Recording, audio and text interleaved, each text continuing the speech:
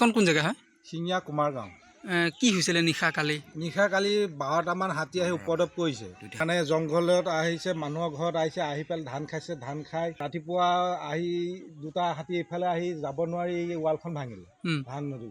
তাৰপিছত এই জংঘলখনত সোমাই আছে। কেইটা হাতী সোমাইছিলে? ইয়াত 8টা। তাৰপিছত 2টা গ'ল এইফালে। তাৰপিছত 8টা আছে, পোৱালি খতি আছে।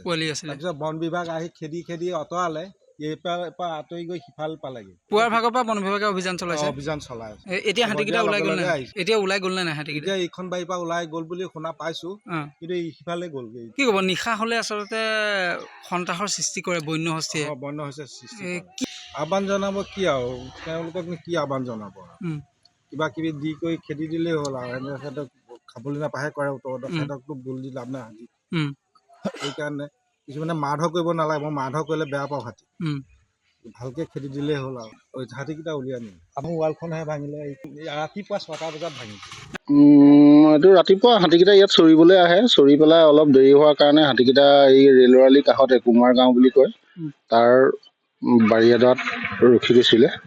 আৰু ওচৰতে বহুত মানুহ সমাগম, এইটো গাঁৱৰ দাস জেগা।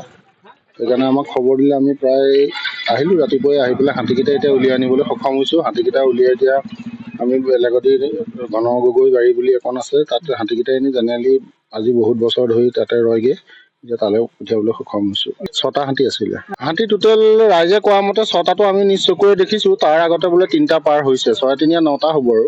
এতিয়া হাতীকেইটা পাৰ হ'ল।